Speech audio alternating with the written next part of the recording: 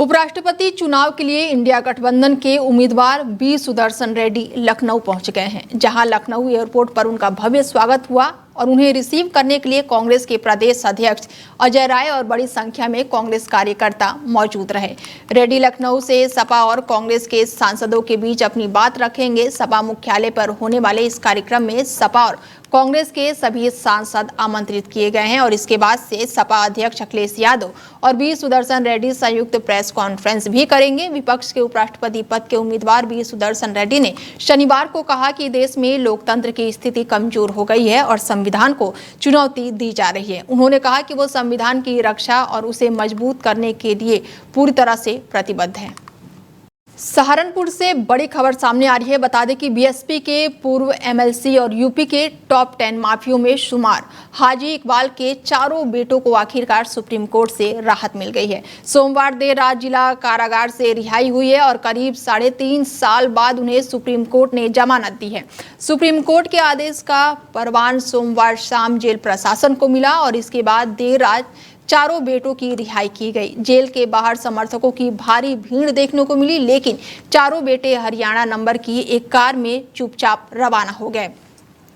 बाहर करीब दर्जनों गाड़ियां मौजूद थी। बता दें कि मई 2022 में आलीशान और जावेद, जून 2022 में अफजाल और अक्टूबर 2022 में वाजिद को पुलिस ने गिरफ्तार किया था और इसके बाद से चारों जेल में बंद थे और हर बार जमानत मिलने के बाद उन पर नए केस दर्ज करके फिर से गिरफ्तारी दिखा दी जाती थी। याचिकाकर्ता की ओर से सुप्रीम कोर्ट में दलील दी गई कि ये प्रक्रिया सिर्फ उन्हें जेल से बाहर आने से रोकने के लिए की जा रही है।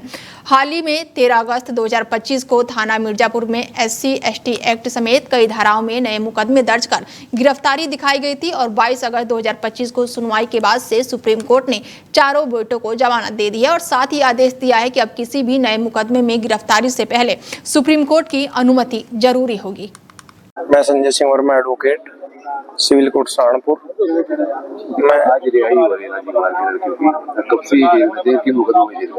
ये सन 2012 में मुकदमे में जेल गए थे और सन 2022 में जेल गए थे और सन 2022 से लगातार जेल में थे।